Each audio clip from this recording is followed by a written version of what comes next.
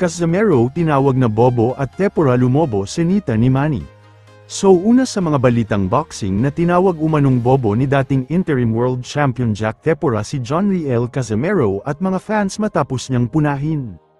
Ang umano'y labis na pagtuon ng kampo ni Casimero sa pag-iwas sa kalaban kaysa sa paghasa sa ring cutting.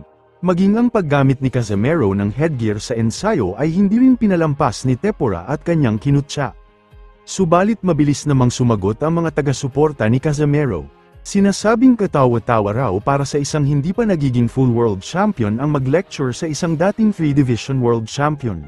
Ipinunto rin nila ang naging karanasan ni Tepora bilang head coach, kung saan ang kanyang boksingero ay bumagsak ng 5 beses bago tuluyang natalo via TKO, isang pangyayaring madalas ibinabato sa kanya ng mga fans ni Cuadro Alas.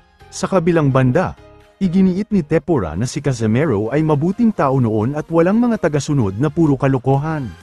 Agad naman itong sinupalpal ng supporters ni Cuadro Alas, na nagsasabing ginagamit lang daw ni Tepora ang pangalan ni Casimero upang makakuha ng atensyon. Habang tumitindi ang palitan, mas dumarami ang nag-aabang kung saan haantong ang tensyon sa pagitan ng dalawang panig.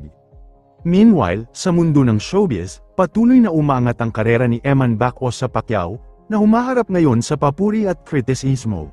Matapos banggitin ni film director Ronaldo Carbolo na mas bagay umano kay Eman ang boxing kaysa pag-arte. Mabilis na sumagot si dating COMELEC Commissioner at COA Chairperson Rowena Guanzon, na nagsabing huwag pakialaman ang desisyon ng batang aktor pagdating sa kanyang karera. Sa huling balita ay nagbiro rin si Manny Pacquiao tungkol sa malaking pagtaas ng timbang ni Jack Tepora, mula 126 pounds hanggang umabot ng 160 pounds. Kilala ang boxing legend sa matinding disiplina sa sarili, at ang ganitong pagbabago sa timbang ay madalas ikinokonekta ng mga atleta sa pagiging pabaya.